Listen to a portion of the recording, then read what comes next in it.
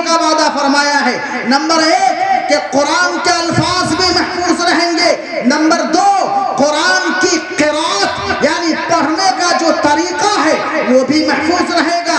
اور نمبر 3 قرآن کا جو مفہوم ہے، قرآن کا جو معنی ہے، قرآن کی جو تشریح ہے، قرآن کی جو تفسیر ہے وہ بھی محفوظ رہے گی۔ اللہ تعالیٰ نے فرمایا فَإِنَّ عَلَيْنَا جَمْعَهُ وَقُرْآنَهُ، اس قرآن کو محفوظ کروانے کی ذمہ داری آپ کے سینے میں، آپ کے دل و دماغ میں، یہ ذمہ داری ہم پر ہے۔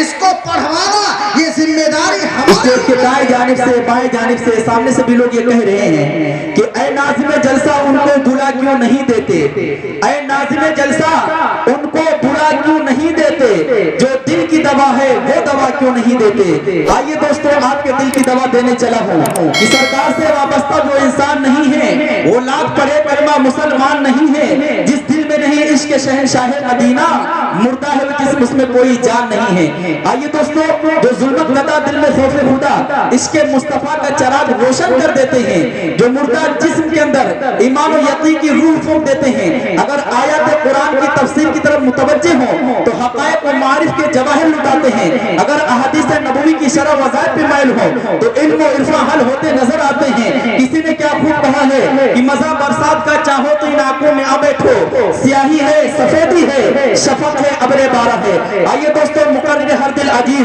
ذی صلاحیت کروڑوں کے مجمع میں سنجیدگی بخش دینے والا ادیب، ایوان باطل میں زلزلہ برپا کر دینے والا خطیب، خیمے کفر میں کوہرام مچا دینے والا ادیب، بلکہ خطابت کے نیر تابہ آپ ہوئے سنت، آسمان خطابت کا چمکتا ہوا ستارہ، گلشن خطابت کا مہکتا ہوا پھول، وادی دارالعلوم ندوہ کا ایک روشن ستارہ حضرت مولانا مفتی سلمان نصیر صاحب ندوی دامت برکات ملالیہ۔ میں اس وقت حضرت والا سے بہت ہی ادب و احترام کے ساتھ گزارش کر رہا ہوں کہ آپ تشریف لائیں اور اپنے نورانی و عرفانی حقانی و لاسانی خطاب سے ہم تمامی سامن کو محظوظ و مستفیض فرمائیں۔ استقبال کرتا ہوں چار مصروں کے ساتھ حضرت والا مبلغ اسلام، مبلغ ندوۃ العلماء لکھنؤ، ان چار مصروں کے ساتھ کہ اذانیں مسکراتی ہیں بھجن کی باغبانی میں۔ 5-7 لوگ آہستہ سے بول سکتے ہیں سبحان اللہ۔ اذانیں مسکراتی ہیں بھجن کی باغبانی میں، بٹن رامو لگاتا ہے رفیع کی شیروانی میں، ارے رضا کی عید پر راجیو سوئیاں پھوٹ کھاتا ہے، مدینہ مسکراتا ہے یہاں گنگا کے پانی میں۔ الحمدللہ حمدا کثیرا طیبا مبارکا فیہ وصلی اللہ تعالی علی خیر خلقہ محمد وعلى آله وصحبه أجمعين أما بعد أعوذ بالله من الشيطان الرجيم بسم الله الرحمن الرحيم إنا نحن نزلنا الذكر وإنا له لحافظون وقال الله تعالى في موضع آخر من كتابه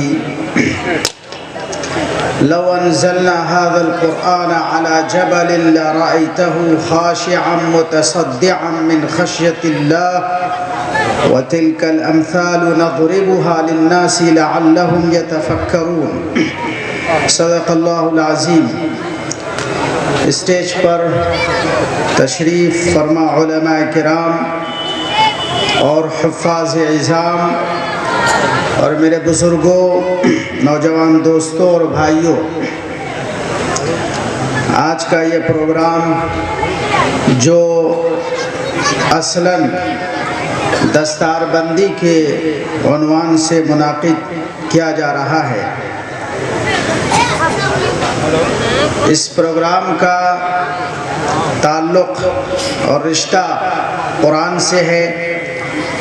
آپ دیکھ رہے ہیں کہ اسٹیج پر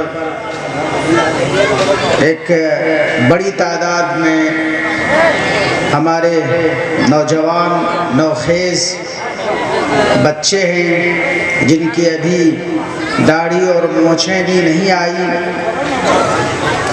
اور انہوں نے قرآن حفظ کیا ہے، ان کی دستار بندی ہوگی، ان کے سروں پر فضیلت کی دستار رکھی جائے گی۔ یہ فضیلت کی دستار جو رکھی جائے گی وہ ایک علامت ہے ایک بہت ہی معمولی سا اس دنیا میں ان کے لیے اعزاز ہے، اعتراف ہے، اقرار ہے، لیکن واقعہ یہ ہے کہ قرآن کو یاد کرنے کی فضیلت، قرآن کو حفظ کرنے کی فضیلت اس سے کہیں زیادہ بڑی ہے، اس کا مقام اس سے کہیں زیادہ بلند ہے، جو ہم سوچ سکتے ہیں، جو سمجھ سکتے ہیں، یا جو ہم بتا سکتے ہیں۔ احادیث میں قرآن کریم کی فضیلت کئی جگہوں پر آئی ہے، حفظ کرنے کی فضیلت۔ ایک موقع پر اللہ کے رسول صلی اللہ علیہ وسلم نے فرمایا کہ اللہ کے کچھ مخصوص لوگ ہیں، ان للہ اہلینا، اللہ کے کچھ مخصوص لوگ ہیں، یعنی جو اللہ جن کو اپنا خصوصی قرب، اپنا خصوصی تعلق اور اپنی خصوصی عنایت سے نوازتا ہے، اللہ کے وہ چہیتے ہیں۔ اور پھر اللہ کے رسول صلی اللہ علیہ وسلم نے فرمایا کہ اللہ کے وہ چہیتے قرآن کے علم کو اور قرآن کے یاد کرنے والے ہیں، قرآن کو اٹھانے والے لوگ ہیں۔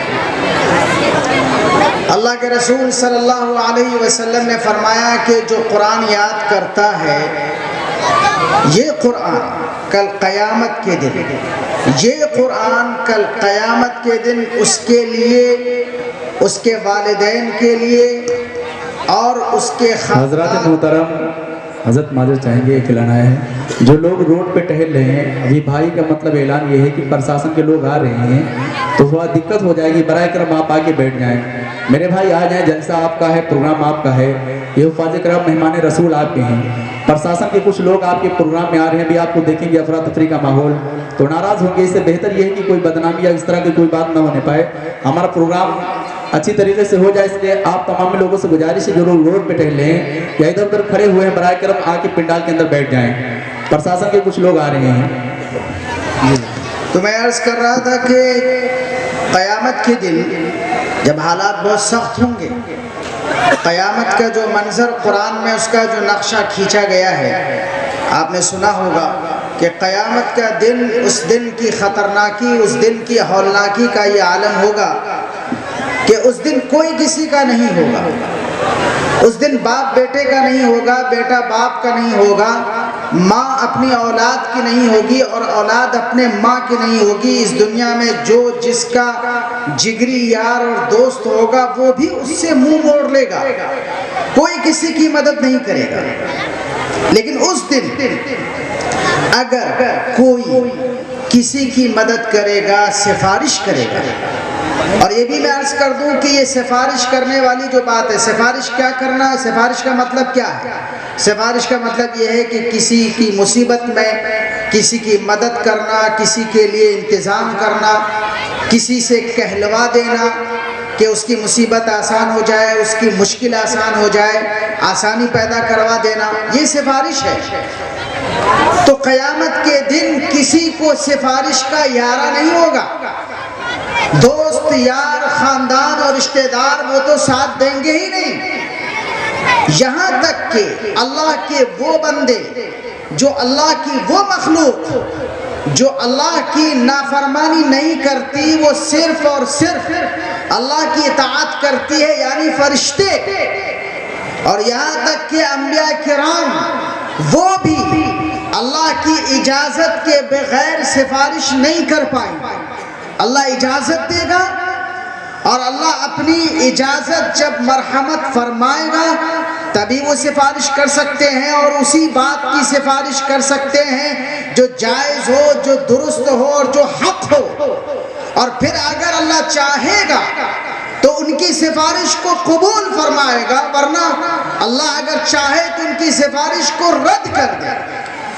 یہ بات قرآن میں بہت ہی تاکید کے ساتھ اور زور کے ساتھ اس بات کو بیان کیا گیا ہے، لیکن اس کے باوجود ایک چیز ہے جو قیامت کے دن انسان کی سفارش کرے گی، اس کے والدین کی سفارش کرے گی اور اس کے خاندان کے ایسے افراد کے لیے سفارش کرے گی جن جو جہنم کے حقدار بن چکے ہوں گے، جن کی قسمت میں جہنم کا فیصلہ ہو چکا ہوگا، آپ جانتے ہیں وہ کیا چیز ہے؟ وہ قرآن ہے، وہ قرآن ہے۔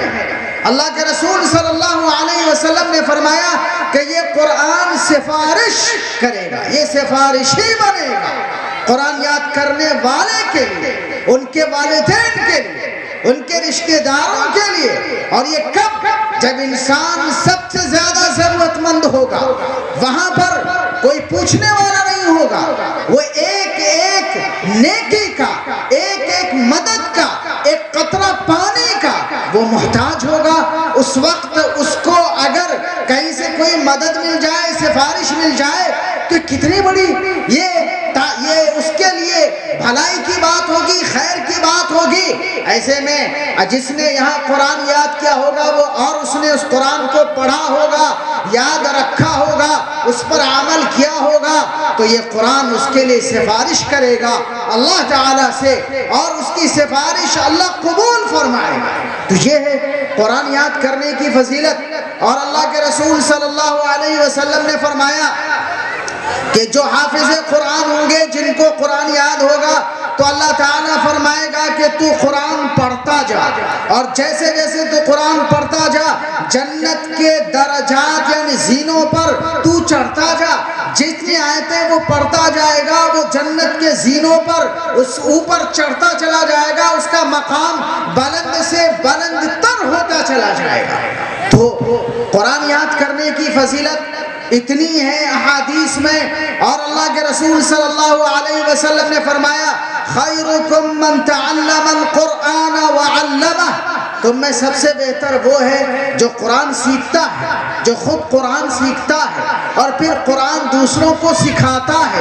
تو قرآن سیکھنے والا اس کی بھی فضیلت ہے، اور قرآن سکھانے والا جو اساتذہ ہیں ان کی بھی فضیلت ہے، اور جو بچہ قرآن سیکھ رہا ہے ان کے والدین ان کے لیے بھی فضیلت ہے، اور جس خاندان کے بچے نے قرآن یاد کیا ہے اس خاندان کے لیے بھی نیک نامی ہے، اور اس کے لیے عزت کا سبب ہے، بلندی کا سبب ہے، مغفرت کا سبب ہے، اور نجات کا ذریعہ ہے کل قیامت کے دن، اس دنیا میں بھی اور آخرت میں بھی۔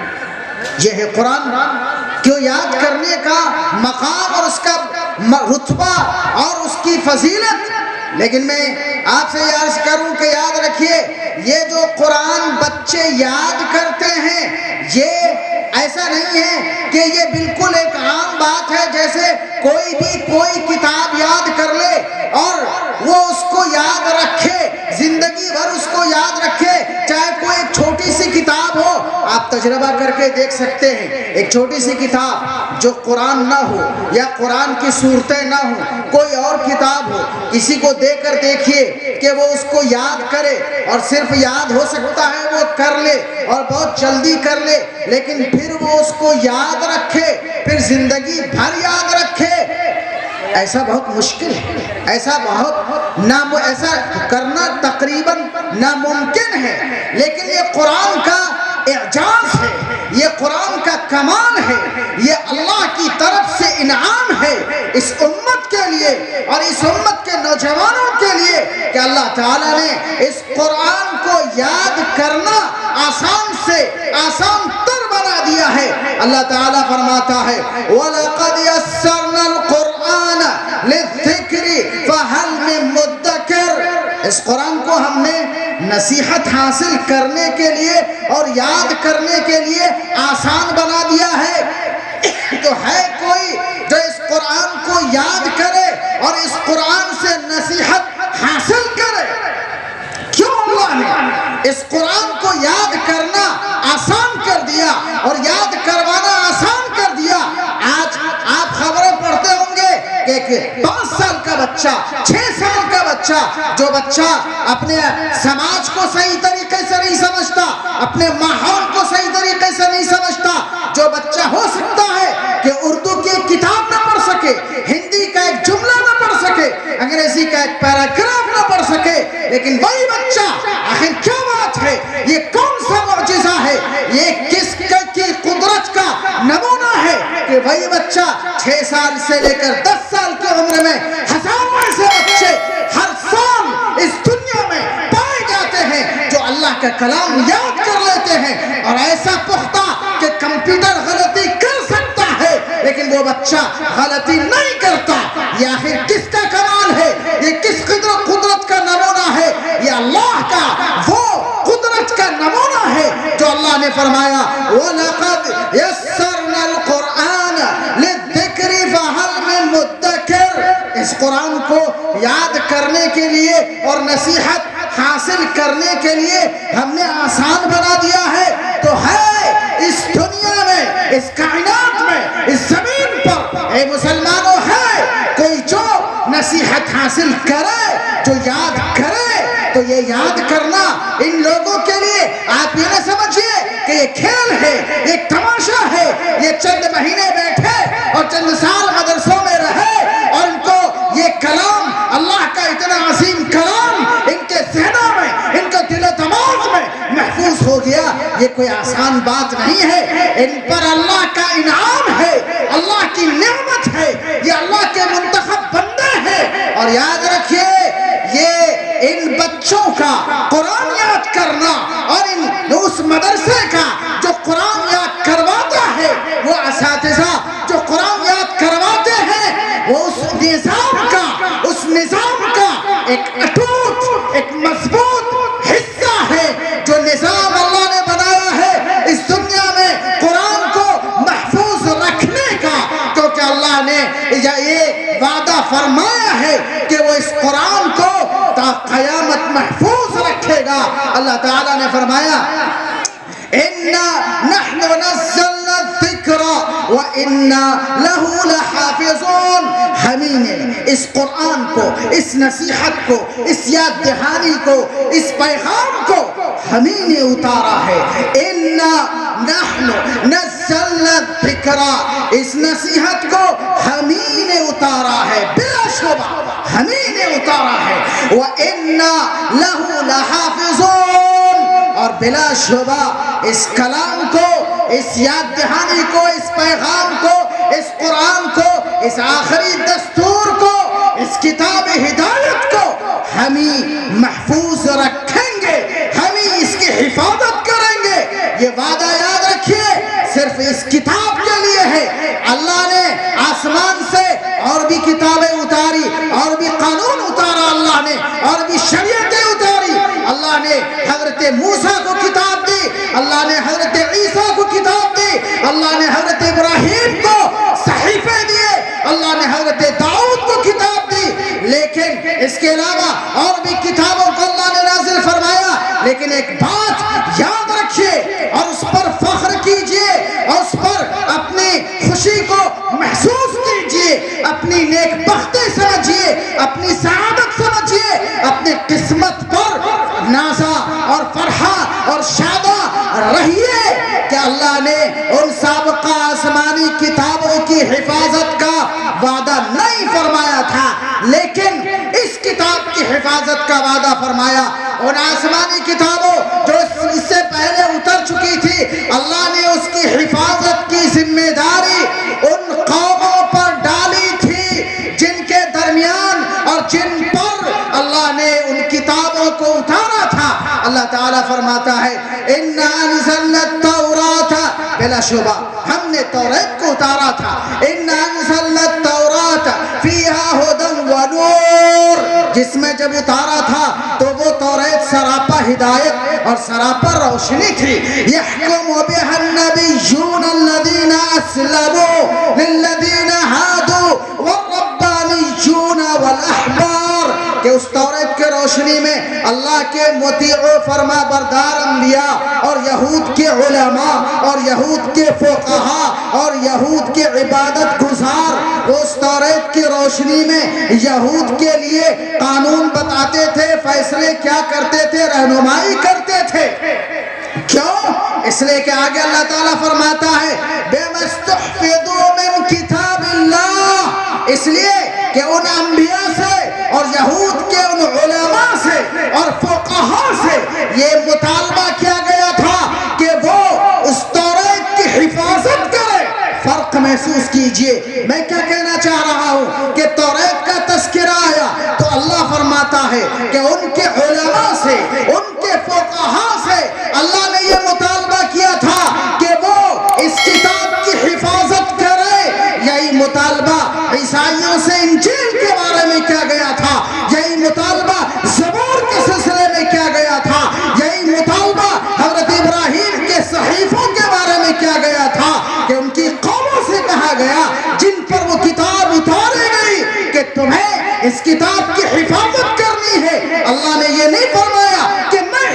हिफाजत करूंगा। लेकिन जब कुरान उतारा तो अल्लाह ताला ने फरमाया इन्ना नहनु नज़्ज़लना ज़िक्रा व इन्ना लहू लहाफ़िज़ून। हमी ने इस कुरान को, इस पैगाम को, इस नसीहत को, इस याद को, इस इबरत और मौइज़त के सामान को हमी ने उतारा है और हमें इसकी हिफाजत करेंगे। सिर्फ ये नहीं, अल्लाह ने आगे फरमाया एक दूसरे मौके पर हजरत मोहम्मद अरबी सल्लल्लाहु अलैहि वसल्लम से खिताब करते हुए अल्लाह ताला ने कहा, उस वक्त जब अल्लाह के रसूल पर कुरान उतरता था और अल्लाह के रसूल इस डर से कि कुरान का कोई लफ्ज कहीं याद करने से रह न जाए, जब कुरान के अल्फाज उतरते और वही उतरती तो अल्लाह के रसूल जल्दी जल्दी उसको दोहराने की कोशिश फरमाते। तो अल्लाह ताला ने क्या फरमाया, ए मोहम्मद आप जल्दी मत कीजिए, आप मत घबराइए कि कोई लफ्ज रह जाएगा, कोई नुक्ता छूट जाएगा, कोई ज़बर ज़ेर और पेश में फर्क हो जाएगा, आप इसकी फिक्र न कीजिए। क्यों? इसलिए कि इसको महफूज करने की जिम्मेदारी हमारी है। अल्लाह ने फरमाया ला तुहर्रिक बिही लिसानका लितअजल बिही। ए मोहम्मद इस कुरान को जल्दी जल्दी याद करने के लिए और इस फिराक में, इस कोशिश में आप अपनी जुबान जल्दी जल्दी मत चलाया कीजिए, अपनी जुबान को हरकत मत दिया कीजिए। क्यों? इसलिए कि अल्लाह ने आगे फरमाया इन्ना अलैना जमअहु व कुरआना, इस कुरान को महफूज करना। यहाँ याद रखिए, मैं आगे की बात बताना चाह रहा हूँ आपको कि अल्लाह ने सिर्फ इसके अल्फाज को महफूज रखने का वादा नहीं फरमाया, बल्कि 3 चीजों का वादा फरमाया है। नंबर 1 कि कुरान के अल्फाज भी महफूज रहेंगे। नंबर 2 कुरान की क़िराअत यानी पढ़ने का जो तरीका है वो भी महफूज रहेगा। और नंबर 3 कुरान का जो मफहूम है, कुरान का जो माना है, कुरान की जो तशरीह है, कुरान की जो तफसीर है वो भी महफूज रहेगी। अल्लाह ताला ने फरमाया फ़इन्ना अलैना जमअहु व कुरआना, इस कुरान को महफूज करवाने की जिम्मेदारी आपके सीने में, आपके दिलो दिमाग में, ये जिम्मेदारी हम पर है। इसको पढ़वाना ये जिम्मेदारी हमारे ऊपर है। फ़इज़ा क़रअनाहु फ़त्तबि' कुरआना, तो जब हम आपको कुरान पढ़वाएं तब आप पढ़ा कीजिए। सुम्मा इन्ना अलैना बयाना, फिर इस कुरान के मानी को बयान करना, तशरीह करना, तफसीर करना, लोगों के दिलों में इसके मफहूम को उतारना, सही मफहूम को तमाम दुनिया के लोगों तक मुंतकिल करते रहना, ये हमारे ऊपर जिम्मेदारी है। ये कौन वादा फरमा रहा है? ये खालिक़ कायनात जिसने इस जमीन को बनाया, आसमान को बनाया, सूरज को बनाया, तारों को बनाया और उसकी हिफाजत फरमाता है। एक सूरज और चांद और तारे आपस में नहीं टकराते, लाखों नहीं, करोड़ों नहीं, अरबों तारों का निजाम, ये खरबों तारों का निजाम आसमान में है। वो ऐसा कादिर है, ऐसा कुदरत वाला है, ऐसी हिकमत वाला है कि उसने कायनात के निजाम को संभाल रखा है, महफूज रखा है। उस खालिक ने जब वादा किया है कुरान की हिफाजत का, तो जाहिर है उसकी हिफाजत का अल्लाह ने इंतजाम भी फरमाया है। और वो इंतजाम क्या है? वो इंतजाम ये वो मदारिस है जहां पर एक शक्ल है। मैं ये नहीं कहता कि हर दौर में यही शक्ल रही है, शक्लें बदलती रहती है, कभी मस्जिद में, कभी मदरसों में, कभी खानकाहों में, कभी पहाड़ों की चोटियों पर और कभी खालों में और कभी समुद्र के सीनों पर और कभी फिजाए बसीत में शक्लें बदल सकती हैं। लेकिन आज के इस दौर में अल्लाह ने कुरान की हिफाजत की जो शक्लें इख्तियार फरमाई है, उनमें ये मदरसे भी हैं जहां कुरान याद किया जाता है और याद करवाया जाता है। तो ये बच्चे जो कुरान याद करते हैं, ये असातिज़ा जो कुरान पढ़वाते हैं, तो ये उस निज़ाम का एक हिस्सा है जिस निज़ाम के जरिए अल्लाह इस कुरान को महफूज फरमाता है। ये उस लश्कर का एक अटूट एक दस्ता है। और याद रखिए, दुनिया में कोई किताब ऐसे नहीं जो उतनी पढ़ी जाती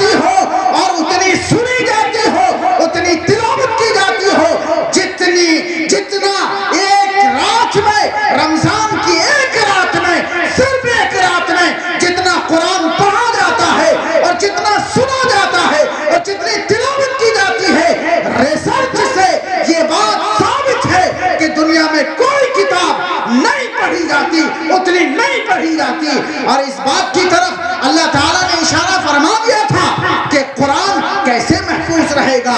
कुरान की हिफाजत के दो रास्ते, कुरान की हिफाजत के दो रास्ते, और वो दो रास्ते कुरान के नाम से वाज़ेह है।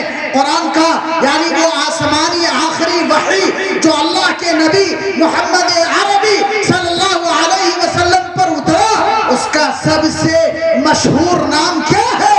मशहूर नाम है कुरान। और कुरान का क्या मतलब है? कुरान का मतलब है वो किताब जो पढ़ी जाए, वो किताब जो पढ़ी जाए। और दूसरा जो मशहूर नाम है इस आखिरी पैगाम का, वो नाम दूसरा मशहूर नाम है अल किताब। ज़ालिकल किताब ला रैब फीह, अल किताब। और किताब का माना है वो, मतलब है, मफहूम है वो जो लिखा जाए।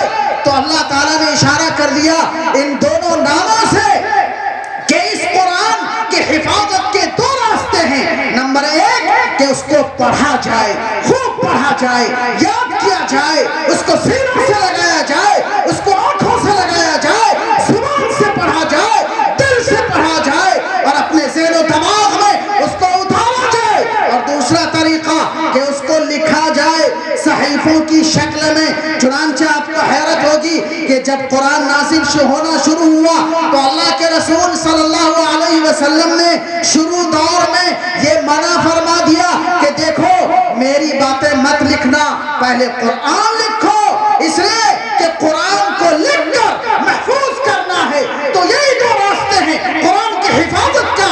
नंबर एक सीनों में महफूज करना, नंबर दो सत्रों में महफूज करना।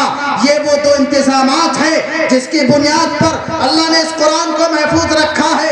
ये एक शक्ल है, ये दोनों, इसमें तब्दीली भी हो सकती है।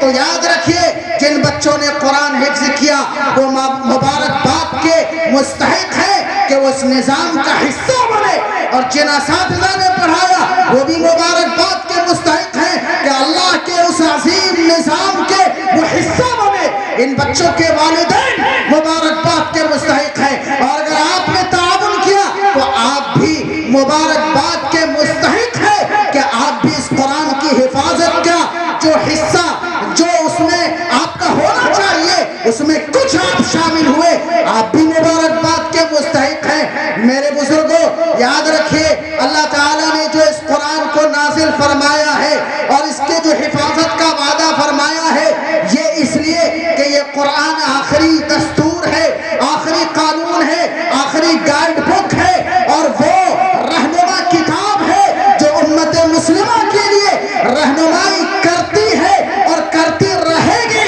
इस कुरान के जो मुअजिज़े जाहिर होते रहे हैं हर दौर में, वो ऐसे हैं कि अगर उनको बयान किया जाए तो जाहिर है उसके लिए ये वक्त नाकाफी होगा। कुरान का एक सबसे बड़ा मुअजिज़ा ये है कि कुरान में खैर मामूली तासीर है, यानी कुरान असर डालता है, कुरान दिलों पर हुकूमत करता है, कुरान दिलों को लर्ज़ाता है, कुरान दिल को धड़काता है, कुरान दिमाग को छेड़ता है, कुरान इंसान के जिस्म में, रूह में, ज़मीर में तब्दीली पैदा करता है। और अगर आपको इसका यकीन न हो तो तारीख उठाकर पढ़िए, आपको मिलेगा उस दौर में जब कुरान की सबसे ज्यादा मुखालफत की गई, यानी जब कुरान नाज़िल हो रहा था उस दौर में अगर आप देखेंगे तो आपको कुरान का ये असर मिलेगा कि कुरान दिल को, दिल की दुनिया को ज़ेर ज़बर कर देता है, दिल की दुनिया में कुरान एक हंगामा बर्पा कर देता है। मैं उसकी एक मिसाल पेश करता हूँ। हज़रत अबू बकर सिद्दीक़ रज़ियल्लाहु ताला अन्हु, आप जानते हैं वो अल्लाह के रसूल के बहुत ही करीबी थे और बहुत ही नर्म खू थे और के दरमियान हर दिल अजीज शख्सियत के मालिक थे। लेकिन जब उन्होंने इस्लाम कबूल किया और ईमान का ऐलान किया तो उनके साथ क्या सूरत हाल पेश आई? नौबत यहाँ तक आई कि उनको मक्का छोड़ने की नौबत आ गई कि वो मक्का छोड़कर जाने लगे कि अब मक्के में हमारा गुजारा नहीं होगा। लेकिन मक्के का एक शख्स इब्न दुगन्ना नामी, जब हज़रत अबू बकर सिद्दीक जा रहे थे तो इब्न दुगन्ना नामी रास्ते में मिला। उन्होंने कहा, उसने कहा कि आप कहाँ जा रहे हैं? تو انہوں نے کہا میں مکہ چھوڑ رہا ہوں، لیکن اس نے کہا کہ آپ جیسا شخص نہ مکہ چھوڑ سکتا ہے نہ آپ کو مکے سے نکالا جا سکتا ہے، میں آپ کی ذمہ داری لیتا ہوں، آپ واپس آئیے۔ حضرت ابوبکر صدیق واپس آ گئے۔ چنانچہ حضرت ابوبکر صدیق اپنے ایک جگہ ان کی متعین تھی اور وہاں وہ رہنے لگے، وہاں پر رہتے تھے اور وہ اپنے گھر کے باہر قرآن کی تلاوت کرتے تھے، کچھ نہیں کرتے تھے، نہ دعوت کا کام انہوں نے اس وقت کر رہے تھے، نہ تبلیغ کا کام کہ لوگوں کو بلائیں دین کی طرف، لوگوں کے مجمع میں جا کر قرآن سنائیں، کچھ نہیں، اپنے گھر کے سامنے قرآن پڑھتے تھے وہ۔ لیکن آپ کو معلوم ہونا چاہیے کہ عربوں میں یا مکے میں ایک ہنگامہ برپا ہو گیا، لوگ گھبرانے لگے اور لوگوں نے شکایتیں کی کہ یہ کیا ہو رہا ہے، کیا ہو رہا تھا؟ وہ یہ رہا تھا کہ حضرت ابوبکر جب گھر کے سامنے قرآن پڑھتے تھے تو ان کے قرآن پڑھنے کی تاثیر سے اور اس کے اثر سے وہاں کے نوجوان، وہاں کے لڑکے اور وہاں کی بچیاں بھیڑ لگاتی تھی اور وہ قرآن سننے کے لیے کھڑے ہو جاتے تھے۔ عربوں کو اس بات کا ڈر ہوا، مکے والوں کو اس بات کا ڈر ہوا کہ ابو بکر کے قرآن پڑھنے کی وجہ سے ہمارے نوجوان قرآن سے متاثر ہو جائیں گے۔ صرف کیا قرآن کا پڑھنا، قرآن پڑھنے سے وہ ان کو ڈر لگنے لگا اور انہوں نے شکایت کی کہ ہم اس بات کی اجازت نہیں دے سکتے کہ ابو بکر اپنے گھر کے سامنے بلند آواز سے قرآن کی تلاوت کریں۔ یہ کیا ہے؟ یہ قرآن کی حکومت ہے، یہ قرآن کی حکمرانی ہے جو دلوں پر حکومت کرتا ہے۔ حضرت عمر کا قصہ آپ کو معلوم ہے، میں تفصیل میں نہیں جاؤں گا۔ حضرت عمر اسلام کے خلاف شروع میں وہ بھی کھڑے ہوئے اور سخت انہوں نے مخالفت کی، اور یہاں تک کہ جب ان کو خبر ملی کہ ان کی بہن اور ان کے بہنوئی انہوں نے خود اسلام اور ایمان قبول کر لیا ہے تو طیش کے عالم میں وہ ان کے گھر گئے۔ کہاں؟ اپنی بہن کے گھر۔ وہاں پر انہوں نے جا کر پوچھا اپنی بہن سے کہ کیا تم نے محمد کی بات مان لی ہے، اسلام کے قبول کر لیا ہے؟ ان کی بہن نے جرأت کر کے کہا ہاں ہم نے اسلام قبول کر لیا ہے۔ حضرت عمر جیسا شخص جو بڑا انصاف پرور اور بڑا ہی متحمل مزاج، تحمل، بردباری، دانشمندی، عقل مندی کے پیکر، لیکن وہ مخالفت میں اتنے آگے تھے کہ جب بہن نے کہا ہاں ہم نے اسلام قبول کر لیا ہے تو وہ طیش میں آ گئے اور اپنے بہن کو مارنے لگے۔ بہن نے کہا تم چاہے جو کچھ کر لو، ہم اسلام کو نہیں چھوڑ سکتے۔ اب حضرت عمر کا غصہ ذرا ٹھنڈا ہوا تو انہوں نے کہا اچھا یہ بتاؤ تم لوگ ابھی کچھ پڑھ رہے تھے، کیونکہ حضرت عمر جب داخل ہوئے تو اندر حضرت خباب موجود تھے یا کوئی اور صحابی تھے جو موجود تھے اور وہ ان کی بہن اور بہنوئی کو قرآن پڑھوا رہے تھے، ان کے کانوں میں آواز پڑ گئی تھی۔ حضرت عمر نے کہا ابھی کچھ آواز آ رہی تھی، تم لوگ کچھ پڑھ رہے تھے، کیا پڑھ رہے تھے ذرا مجھے سناؤ۔ ان کی بہن نے کہا کہ میں اس حال میں آپ کو اللہ کے کلام نہیں دے سکتا، اس کے لیے آپ کو یہ کرنا پڑے گا۔ بہرحال انہوں نے آخر میں اللہ کے اس کلام کو حضرت عمر کے ہاتھوں میں دیا اور وہ سورہ طٰہٰ کی چند آیتیں تھی۔ حضرت عمر اس سورت کی آیتوں کو پڑھتے جاتے تھے اور کہتے جاتے تھے کیا یہی وہ پیغام ہے جس سے قریش بھاگ رہی ہے، عرب بھاگ رہے ہیں، ہم مخالفت کر رہے ہیں۔ ایک آیت کو پڑھتے جا رہے تھے اور ان کی دل کی دنیا بدلتی جا رہی تھی، یہاں تک کہ ان کا دل ایسا بدلا کہ اسی مجلس میں انہوں نے اسلام قبول کرنے کا فیصلہ کیا اور پھر وہ دار ارقم گئے جہاں اللہ کے رسول موجود تھے، وہاں جا کر انہوں نے اسلام کا اعلان کیا اور پہلی بار مکہ نعرہ تکبیر کی کون سے لفظ اٹھا، یہ تھا قرآن کا اثر اور قرآن کی حکومت۔ آپ کو معلوم ہے کہ جب پہلی ہجرت ہوئی ہے وہ حبشہ کی ہجرت ہوئی ہے، یعنی مسلمان مدینہ میں ہجرت کرنے سے پہلے حبشہ گئے جو آج کا ایتھوپیا ہے۔ حبشہ ایک پہلی ہجرت حبشہ کی ہوئی جو مکے کے کمزور مسلمان تھے جن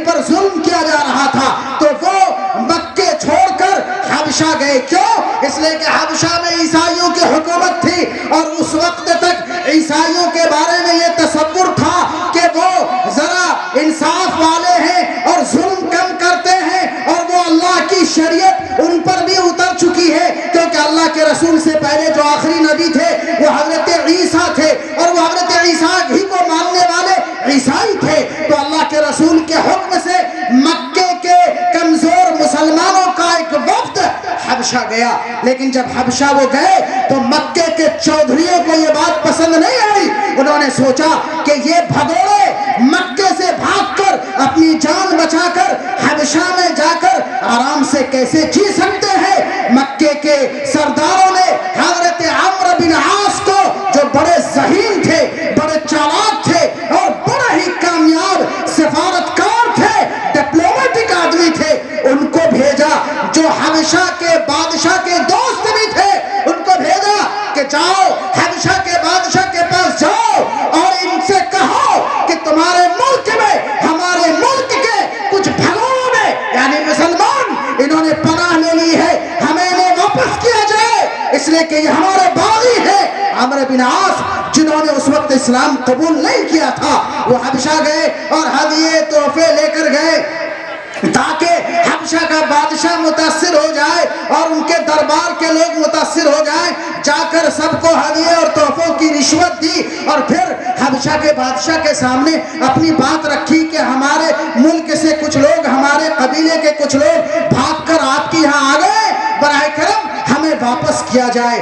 حبشہ کے بادشاہ نے ان مسلمانوں کو بلایا، مسلمانوں کا حبشہ کے بادشاہ نے بیان لیا تو حبشہ کے بادشاہ کو یہ سمجھ میں آیا کہ عمرو بن عاص جو بات کہہ رہے ہیں وہ درست نہیں ہے اور مسلمان جو کہہ رہے ہیں وہ درست ہے۔ تو حبشہ کے بادشاہ نے عمرو بن عاص سے کہا کہ ہم ان مسلمانوں کو واپس نہیں کریں گے۔ عمرو بن عاص ناکام ہو گیا۔ اب وہ پریشان کہ مکے میں تو لوگوں نے ہم سے بڑی امید باندھی ہے کہ عمرو بن عاص بڑے چالاک ہیں، بڑے ذہین ہیں اور حبشہ کا بادشاہ ان کا دوست ہے اور یہ ان مسلمانوں کو وہاں سے واپس ضرور لے کر آئیں گے، گھر واپسی کرائیں گے، اور اگر ہم ناکام ہو گئے تو کیا منہ لے کر جائیں گے۔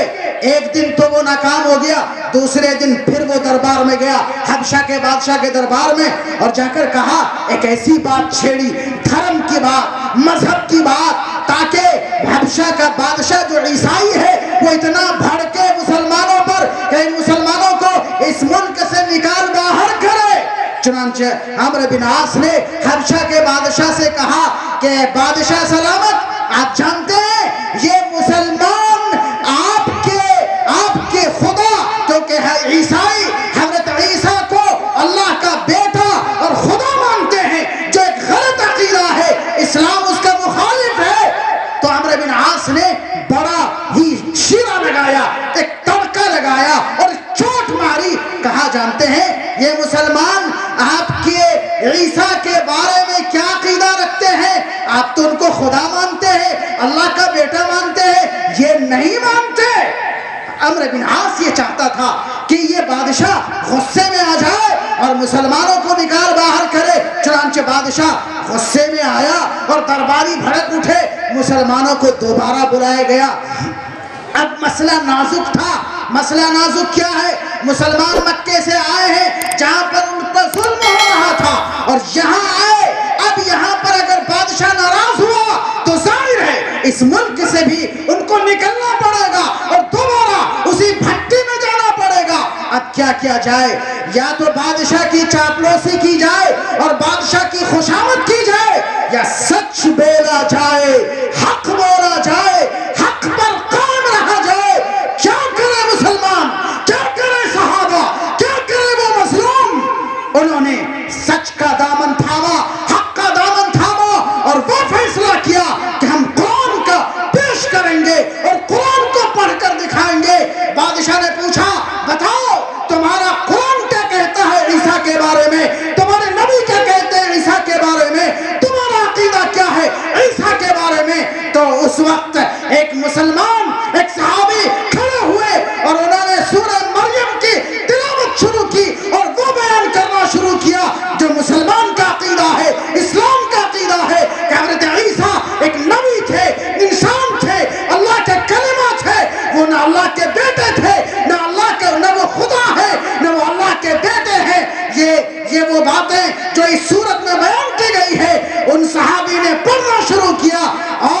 वो नजाशी हबशा का बादशाह कुरान की आयतें सुनता जा रहा था और वो सहाबी पढ़ते जा रहे थे। जब सहाबी ने नजर उठाई तो क्या देखते हैं कि हबशा का वो बादशाह, उसके आंखों से आंसू रवा है, आंसू जारी है। जब उन सहाबी ने कुरान को पढ़ना बंद किया तो हबशा के बादशाह ने एक तिनका उठाया और कहा, जो इस किताब में बयान किया गया है, जो कुरान में बयान किया गया है और जो हजरत ईसा की हकीकत है, दोनों में इस तिनके के बराबर भी फर्क नहीं है। तुम इस मुल्क में रहो, जो तुम्हें तकलीफ पहुंचाएगा मैं उसे सजा दूंगा। और आमिर बिन आस से कहा कि मैं इन मुसलमानों को तुम्हारे हवाले नहीं कर सकता, ये मजलूम है। आखिर ये कौन सा जादू था, ये कौन सी ताकत थी? ये कुरान की ताकत है, ये अल्लाह के कलाम की ताकत है, ये उसका असर है। हजरत उमर बिन खत्ताब रज़ियल्लाहु ताला अन्हु एक बार नमाज में खड़े हुए, फज्र की नमाज में खड़े हुए और उन्होंने तिलावत शुरू की और पढ़ना शुरू किया। वत्तूर व किताबिन मस्तूर फी रक्किन मंशूर वल बैतिल मामूर वस्सक़फ़िल मरफ़ूअ वल बहरिल मस्जूर इन्न अज़ाब रब्बिका लवाक़िअ मा लहु मिन दाफ़िअ यौम तमुरु अस्समाउ मौरा व तसीरुल जिबालु सैरा। यहाँ हज़रत उमर पढ़ रहे हैं और लरज़ रहे हैं और पढ़ते पढ़ते उनका जिस्म कांपने लगा, उनके पैरों की ताकत निकल गई और जिस्म से ऐसा लगा कि जैसे जान निकल गई, खड़े नहीं रह पाए, दीवार के सहारे टेक लगा ली उन्होंने। और फिर सहाबा बयान करते हैं कि जब वो घर गए तो बीमार पड़ गए, कई दिन तक बिस्तर पर रहे। हम उनकी इयादत करने के लिए जाते थे। क्यों? ये कुरान की हैबत, ये कुरान का असर। इसीलिए वलीद बिन मुगीरा जो काफिर था, जो मुशरिक था, वो अल्लाह और बड़ा दानिश्वर था, बड़ा अक्लमंद था, शायर था, बड़ा समझदार था। मुशरिकों ने उसको नुमाइंदा बनाकर भेजा अल्लाह के रसूल के पास कि जाकर बात करो कि मोहम्मद अपने दीन की तबलीग छोड़ दे। तो वलीद बिन मुगीरा अल्लाह के रसूल के पास गया, अल्लाह के रसूल ने कुछ नहीं किया, कुरान की आयतें पढ़कर सुनाई। जब वलीद बिन मुगीरा बाहर निकला तो उसके साथियों ने कहा कि जरा इसका चेहरा देखो, जिस चेहरे के साथ ये गया था वापस आ रहा है, ये वो चेहरा नहीं है, इस पर मोहम्मद का जादू चल गया है। वो जादू क्या था? वो कुरान का जादू था। फिर जब वलीद बिन मुगीरा आया अपने कौम की मजलिस में तो पूछा, क्या राय है तुम्हारी? तो वलीद बिन मुगीरा ने कहा, वो शेर नहीं हो सकता, क्योंकि शेर मैं जानता हूँ, शायरों को मैं जानता हूँ, वो कहानत नहीं हो सकता, इसलिए कि काहियों को मैं जानता हूँ। फिर क्या है वो? तो वलीद बिन मुगीरा ने बड़ा गौर किया और कहा कि देखो, अगर लोगों को बताना हो कि कुरान क्या है तो ये कह सकते हो कि वो जादू है, जादू है। वलीद बिन मुगीरा ने अगरचे दुश्मनी में ये बात कही, लेकिन वाकया ये है कि कुरान एक जादू है। जादू वो जो सर चढ़कर बोले, जादू वो जो दिलों पर हुकूमत करे। लेकिन अफसोस की बात यह है कि आज कुरान न हमारे दिमाग पर असर करता, न हमारे दिलों पर असर करता, न हमारी रूह पर असर करता। मुझे माफ किया जाए, आप माफ कीजिए, ये जो प्रोग्राम है ये हुफ़ाज़ की दस्तारबंदी का प्रोग्राम है, लेकिन ये प्रोग्राम, इसका रंग क्या है, इसका ढंग क्या है? ये प्रोग्राम है या मुशावरा है? हमें नाज़िम इजलास साहब, मैं माज़रत चाहते हुए अर्ज़ करूंगा कि अगर मुशावरा करना हो, उस पर दाद देना हो और मुशावरा की मजलिस लगानी हो, आप अलग मजलिस लगाइए। अगर मुशावरा इसलिए किया जाए कि आपको यहाँ पर रोकना है, आपको प्रोग्राम में लाना है और आप इसके बगैर नहीं आएंगे, तो मुझे माफ कीजिए, मुझे कहना पड़ेगा कि अरब के कुफार शायद उनका दिल आपसे ज्यादा जिंदा हो, क्योंकि हजरत अबू बकर कुरान पढ़ते थे और सब वहाँ के नौजवान इकट्ठे हो जाते थे। लेकिन यहाँ हुफ़ाज़ बैठे हैं, आप उनके लिए नहीं आएंगे, आप मुशायरे के लिए आएंगे, उनको दाद देने के लिए आएंगे और ये मजलिस ऐसी होगी जैसे कोई तमाशा हो रहा हो। ये तो वो मजलिस होनी चाहिए कि जब अल्लाह का तज़किरा हो तो दिल लरज़ उठे। इज़ा ज़ुकिरल्लाहु वजिलत क़ुलूबुहुम, इज़ा ज़ुकिरल्लाहु वजिलत क़ुलूबुहुम, कि जब अल्लाह का जिक्र हो तो दिल लरज़ने लगे, दिल कांपने लगे। और सहाबा किराम के सामने जब अल्लाह का तज़किरा होता था तो आखिरत का तज़किरा होता था, क़यामत का तज़किरा होता था, तो जानते हैं उनकी हालत क्या होती थी। एक सहाबी ने नक्शा खींचा, आपने गौरैया देखी है? गौरैया, गौरैया, गौरैया जब बारिश में भीग जाए और भीग के कपकपाने लगे, क्या हाल होता है उसका। सहाबा किराम के सामने जब अल्लाह का तज़किरा होता, क़यामत का तज़किरा होता, वो उस गौरैया की तरह कांपने लगते थे जो बारिश में भीग गई हो। और हम इन जलसों में इसलिए आते हैं कि हम वाह वाह करें, हम नारे लगाएं और हम अपने ज़हन के लज़्ज़तें लूटें। अगर इसलिए है तो अफसोस की बात है, अपना मिजाज में बदलना पड़ेगा। मुशायरा अगर करना हो आपको, हो सकता है हमारी ये बात किसी को तकलीफ पहुंचे तो मैं माजरत चाहता हूं। अगर मुशायरा करना हो, आप मुशायरे की अलग मजलिस लगाइए, खूब दाद दीजिए, लेकिन जब बात कुरान की हो, बात अल्लाह की हो, बात अल्लाह के रसूल की, आखिरत की हो। अल्लाह के रसूल जब नसीहत फरमाते थे तो सहाबा किराम कहते हैं हमारी आंखों से आंसुओं के लड़ लग जाती थी और झड़ी लग जाती थी। क्या हम रोते हैं? हम तो वाह वाह करते हैं। और अगर दाद न दे तो नाज़िम इजलास साहब दाद का मुतालबा करते हैं कि आप दाद दीजिए। मुझे सख्त इख्तिलाफ है इस अंदाज से और इस उसलूब से, इस मुबालगे से। मेरे बारे में जो कहा हजरत नाज़िम इजलास ने वो बिल्कुल गलत है। न मैं आसमान खिताब का कोई दरख्शंदा सितारा हूँ, न मैं कुरान का इतना बड़ा मुफस्सिर हूँ, न मैं हदीस का इतना बड़ा आलिम हूँ। ये उसलूब बदलना पड़ेगा, ये अंदाज बदलना पड़ेगा। हकीकत की चौखट पर आपको आना पड़ेगा। अगर नहीं आएंगे तो याद रखिए आपकी हलाकत और तबाही सिर्फ आखिरत में नहीं, यहाँ पर मुकद्दर है। आपको मालूम है बरतानिया का एक वजीर ग्लाडस्टोन नामी शख्स, उसने क्या कहा? उसने कहा अपनी पार्लियामेंट में खड़े होकर कहा कि अगर हम मुसलमानों को मिटाना चाहते हैं तो हमें 3 काम करने होंगे। नंबर 1, हमें जुमे की नमाज को खत्म करना पड़ेगा। नंबर 2, हमें हज को रोकना पड़ेगा। और नंबर 3, उसने कुरान उठाया और कहा इस कुरान को खत्म करना पड़ेगा।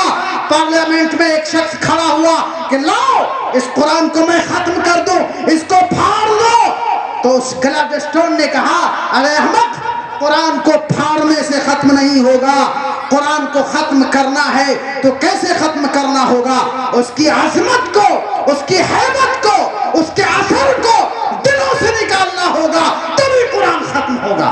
तो आप कुरान की मजलिस में आए और आप कुरान की वजह से ना आए, आप सिर्फ शार सुनने के लिए आए। मैं नात की मुखालफत नहीं कर रहा हूं, आप जरूर सुनिए, लेकिन आप सिर्फ इसलिए आए कि हम नात सुनने जा रहे हैं और कुरान का ये प्रोग्राम है, हफाज का ये प्रोग्राम है, तो आप जरा फैसला कीजिए कि आप किसको बढ़ा रहे हैं और किसको घटा रहे हैं। मैं किसी के दरमियान कोई तफरीक नहीं कर रहा हूं। मैंने एक दिल में बात थी जो कही, ये मेरा कहने का मकसद ये है। बल्कि मैं ये भी कहना चाह रहा हूं कि देखिए हिंदुस्तान ये वो मुल्क है, जमहूरी मुल्क है, यकीनन ये जमहूरी मुल्क है और सबको आज़ादी है कि वो अपनी बात रखे, अपनी बात अपनी कौम तक पहुंचाए, हमें ये आज़ादी हासिल है। लेकिन हमें भी अपना बहुत कुछ बदलना होगा, तर्ज बदलना होगा, अंदाज बदलना होगा। ये जो जलसों का जो माहौल अभी शायद यहाँ आपके यहाँ कम होते हो, लेकिन बाज़ सूबों में, हिंदुस्तान के बाद सूबों में एक रात में 10-10, 20-20 जलसे होते हैं और 2-2, 3 दिन तक होते हैं। हम लोग प्रोग्रामों में जाते हैं इसलिए हमें मालूम है और उनमें कितना खर्च होता है और कितने लोगों को बहुत से लोगों को तकलीफ भी होती है। याद रखिए हमें बहुत जल्द इस सूरत हाल को भी बदलना पड़ेगा। संजीदा होइए, शऊर को जिंदा कीजिए, अपने सोच को बदलिए, मस्जिदों से जुड़िए। क्या यही प्रोग्राम आपकी मस्जिद में नहीं हो सकता, मस्जिद में नहीं कराया जा सकता?